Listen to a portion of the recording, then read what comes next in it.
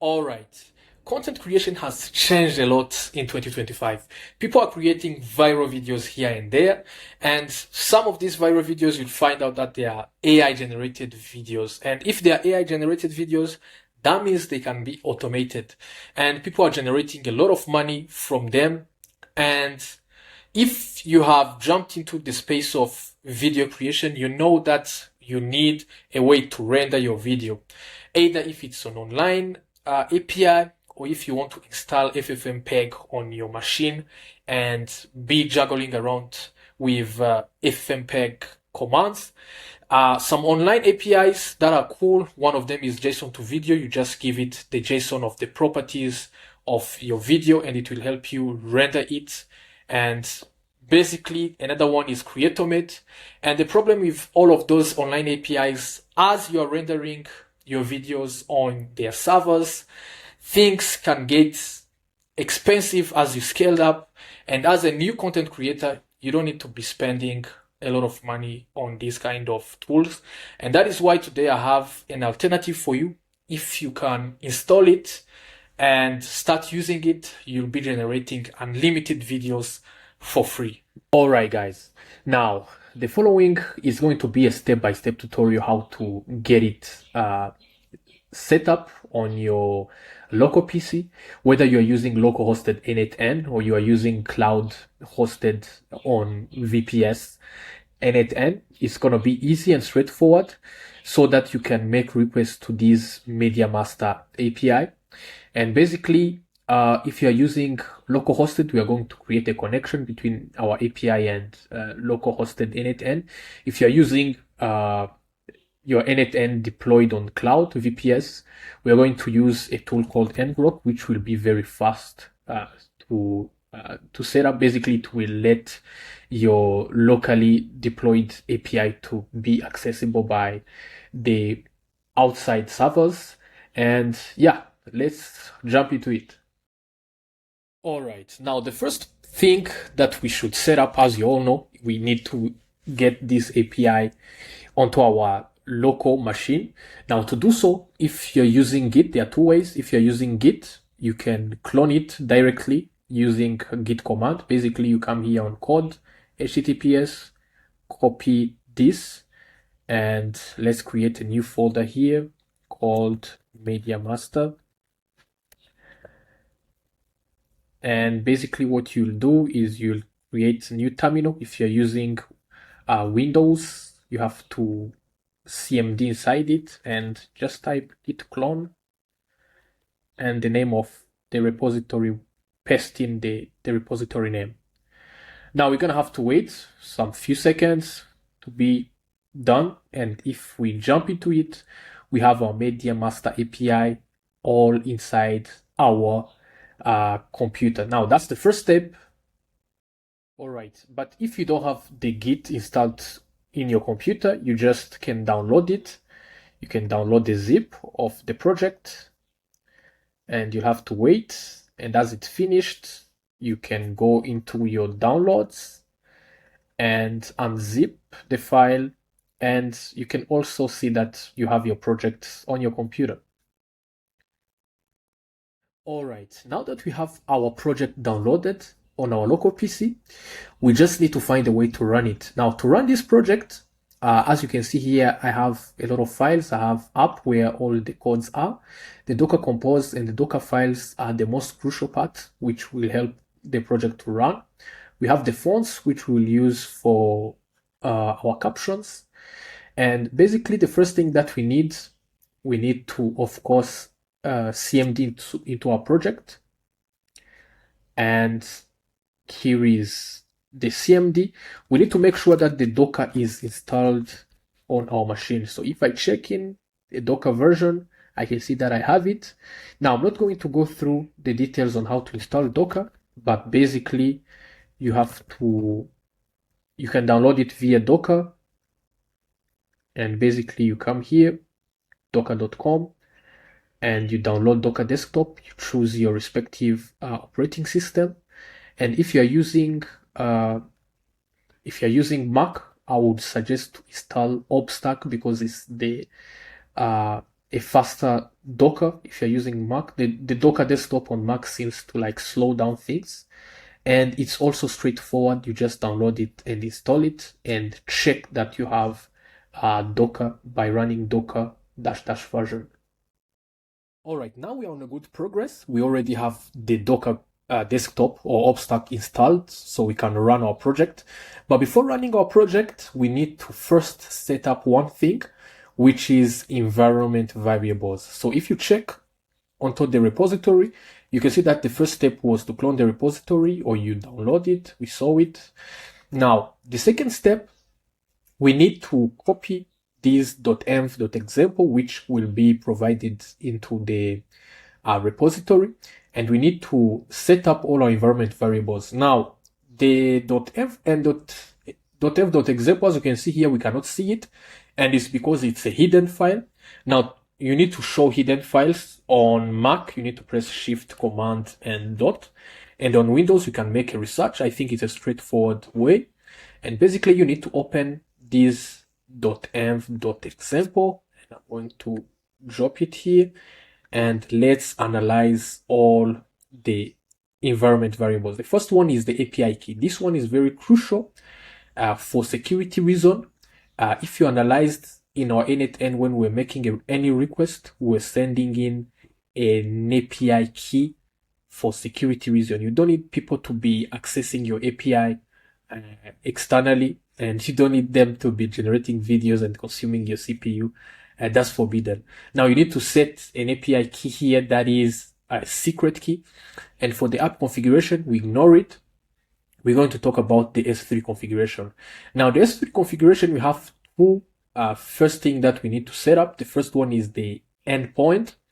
And for people who are using Mini.io, you are going to set it as HTTP Mini.io 9000.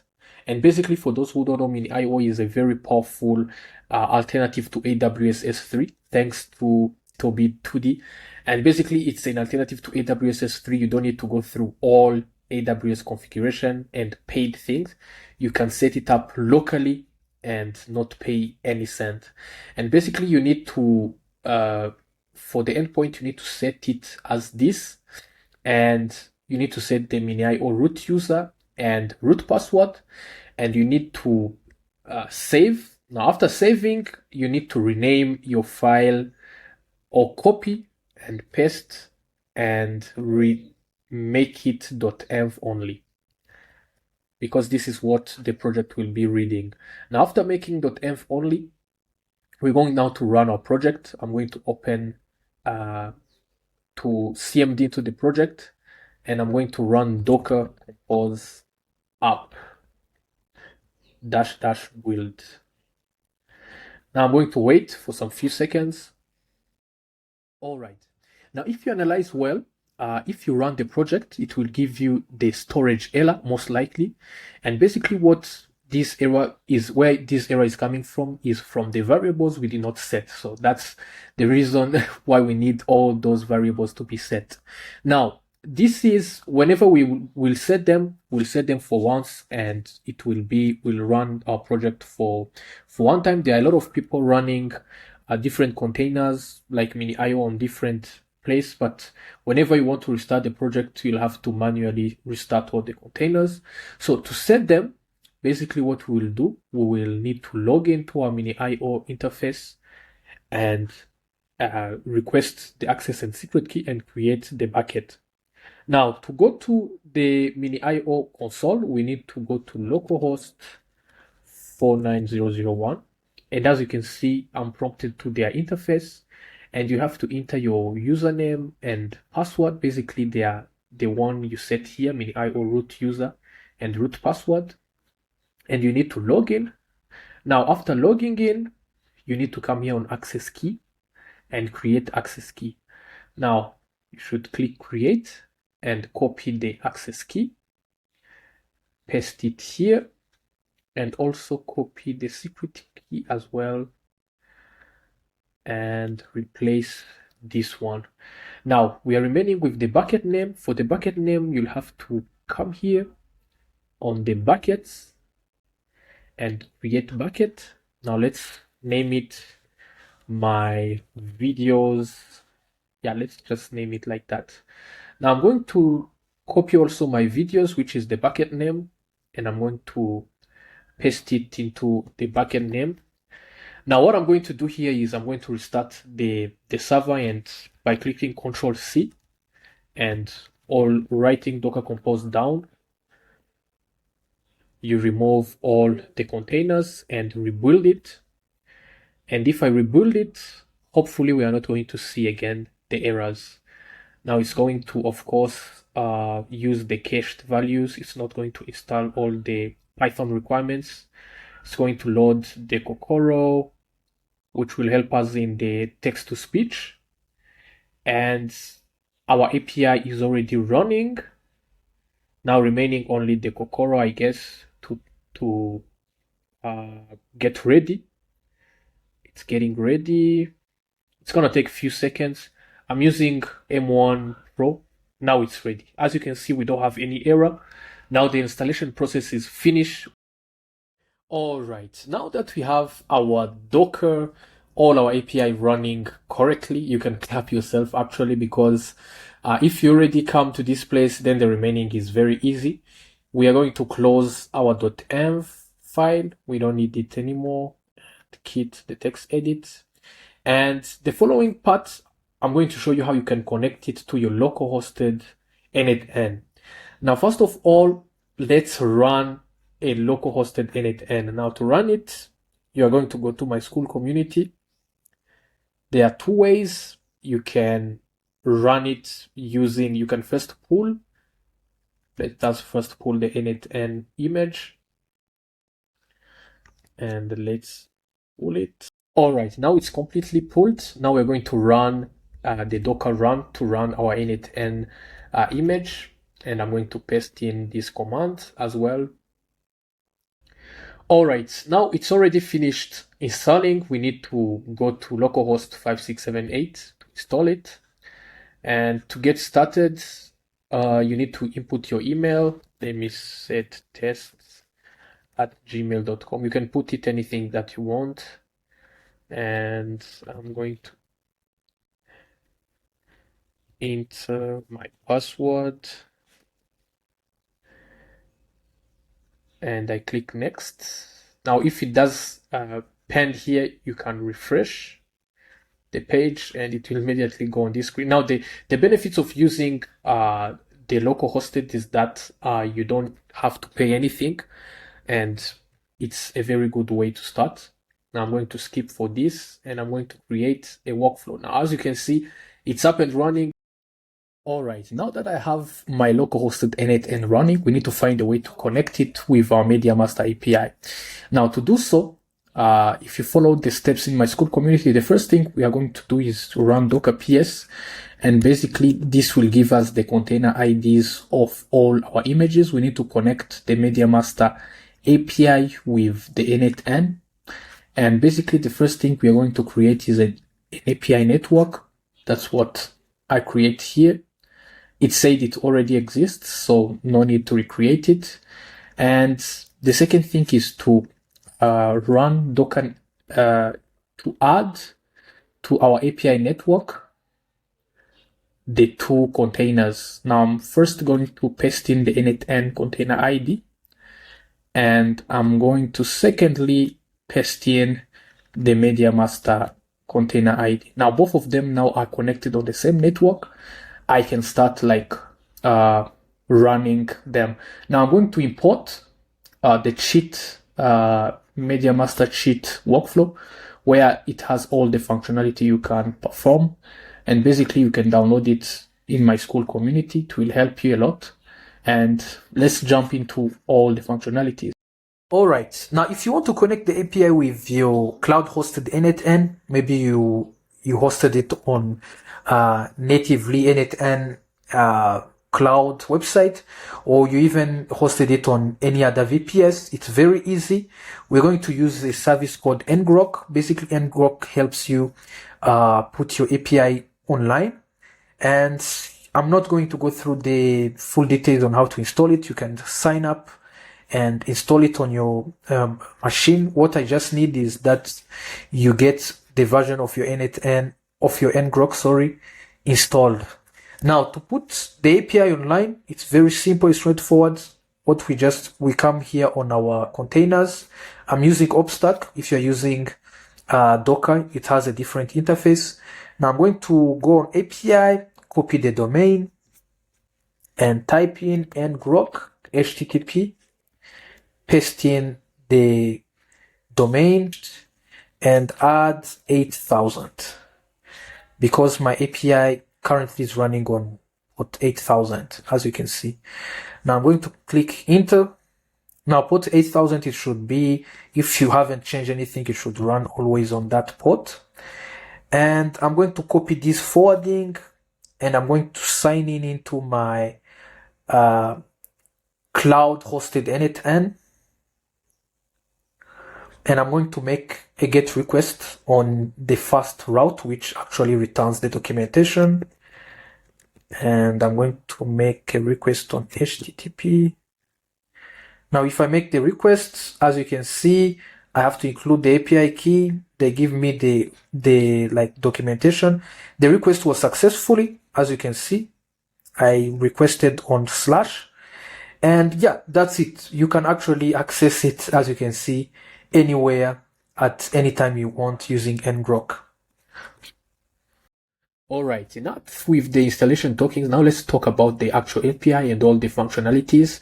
And yeah, let's start with the image to video. Now, a lot of people nowadays, as the image generation with AI is getting hyped, people are generating images and creating videos on top of them. You can create like scary movies, motivational speech using images, and add maybe the narrator audio.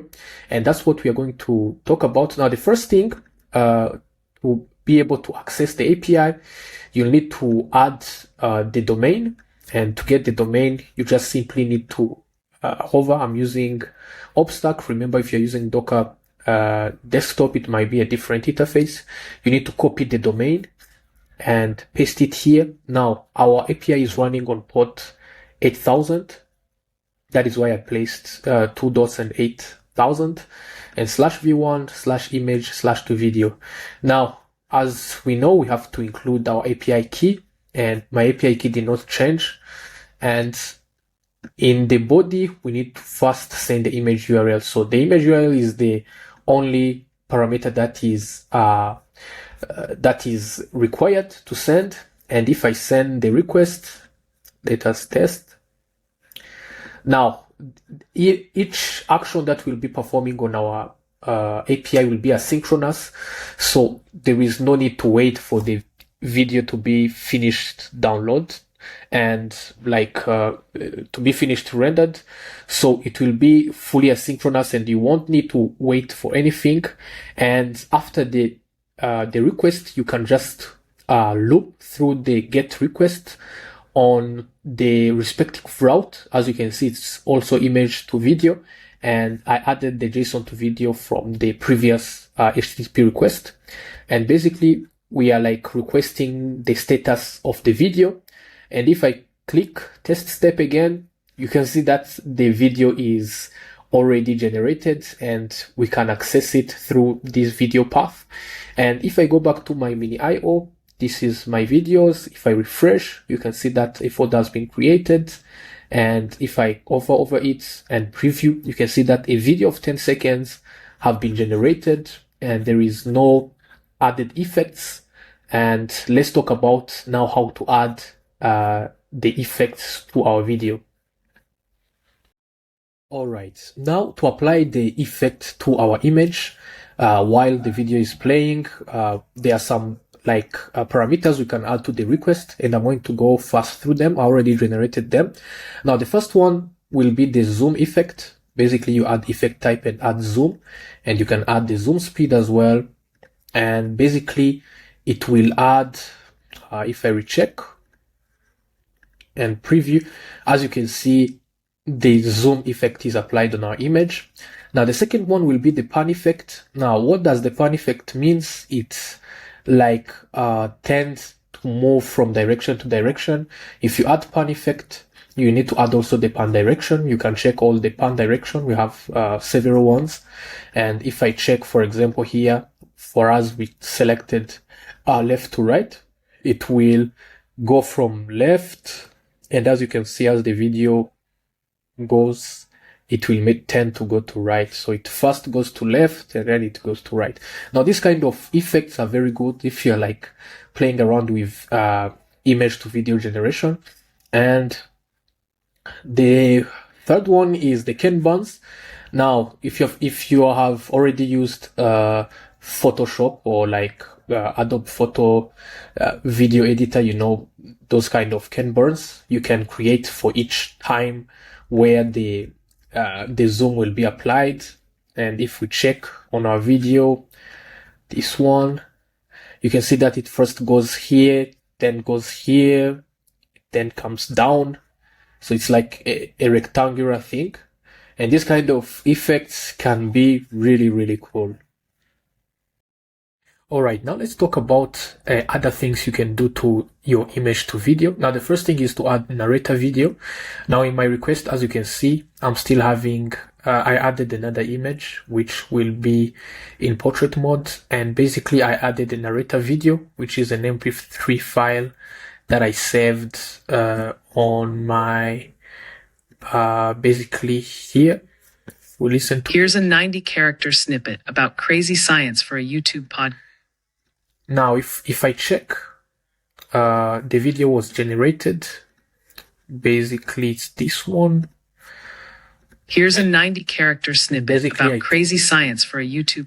And basically, it's the image with the audio in the background. Now, apart from adding the narrator audio, you can also generate the audio from scratch with just adding narrator speech text. And basically, it will use Kokoro TTS to generate the audio, and we can listen it here. How long till we have flying cars? All right. Now, another thing you can do is Kokoro TTS has different voice models. Now, in my cheat sheet, you can actually make these sticky notes big, and you can see all the various voices you can add. Here we have British, we have French, we have Hindi, we have Italian, we have Japanese, Portuguese, and Chinese. So you can add all of those models. And how to do so? You need to just add the voice parameters. And here for me, I added a French model with some narrator speech text in French. And if we check it, Combien de temps avant d'avoir des voitures volantes? Okay. Now, as you can see, Kokoro TTS is very powerful. You can start using it, and as we are running it locally, it's free of charge. Now, for narrator audio, we can also add a background audio or background music audio. And basically, you can add any YouTube copyright-free music, and basically it will be added with a volume of, by default, 20. You can check the documentation. If you want to change the volume, you need to add background music volume. And basically it will change the volume of the background music. Now, if we check again here. How long till we have flying cars? The music was added. And another thing we can do is to add captions. Of course, as we know, captions are very good, and by the help of OpenAI Whisper model, which is also free of use, we can add caption, and you can stop paying for caption service. And if we check this, how long till we have flying cars? You can see that the captions are added. Now we have different styles we can add to our options, like adding highlight style, which basically will change the caption, the way they are displayed. You have to add caption properties and add style to highlight. And basically, if I check it, I believe it's this one. How long till we have flying cars? You can see that, or even better transportation system they are can help us get better to our destination fast. Now, apart from that, we have also word-to-word style, which basically we display captions word by word. How long till we have flying cars or even better transportation system that can help us get to our destination fast? All right, so as you can see, it's with just one request, which is image to video. We can generate, we can transform our image into a very, very good looking video. All right, now enough with the image to video. Now in the /image, we have another route. Now this API, of course, will continue to grow. And basically what this route does is to add an overlay of image. Now let's test it to show you how everything works. And we'll need to wait. We have to wait for some few seconds. And as you can see, it goes to image overlay results. And if I go back, image overlay results, as you can see, it took the image that I gave and it created the overlay at the position where I placed it. If I go back to the request, we have the base image URL and overlay image. Basically, you can have a lot of overlay image. You can place more tweets here and there. And basically what you just do is to add, it's an array of the images. You just add the URL of the image, its X direction and Y direction, and the width. Now here it's 0.5, it's half of the full image, and the opacity. And as you can see, you can automate a lot of things with this. I'm planning to do now image overlay over like videos or video overlays, which is also cool.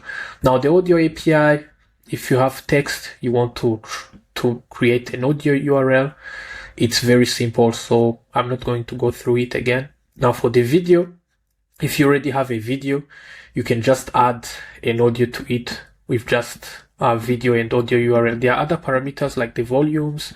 You can check the documentation in the repository to check everything. Now for the video also, you can add captions using the video URL, and it will generate captions using the sound in the video, as well as concatenating. Concatenating is also a crucial thing that people are like forgetting, and it's very hard to do. If you have a lot of videos that you want to like put together and to form one long video, it's very hard. Now this route will help you to concatenate or like to create one video from multiple small videos. Now that's it. That was a long one. Hopefully it was helpful, and you can go ahead and check the repo itself and start using it. And yeah, hopefully it will help you. And I'm planning to like improve all the functionalities, add new functionalities, and we'll keep you updated. And you can go ahead and also join my school community where I share all the updates. And yeah, if you have any issue, you can comment down below. Now, one last thing, how can we download the data that we are just receiving? We are only receiving the image path. Now, to do so, you have to add the node called S3 and download the file. And basically for the credentials, what you'll just do for the S3 endpoint, you'll do the same. You'll come on the container, copy the domain, write HTTP, paste the domain, and the port where our mini IO is running is 9000 here. And after doing that, you'd copy your access and secret key. I copied them from my .m file, is access and secret key. You'll force the path, and basically what you can do, you can paste in the bucket name. Now we are using my videos as bucket name, and file key. For the file key, you just copy the path, just that, and you can test. And if I test it, I have my image here that I can download and view easily. Now it's in my downloads now. I can open the downloads. And as you can see, it's right here. And if I open it, oh, it's opening in my, and as you can see, it's the image that we generated. Now it's very straightforward. if you want to view it in your N8N, this is how you're gonna do it. Now that's it about today's tutorial. Let me know if you were able to install everything related to MediaMaster and start using it, and see you in the next one.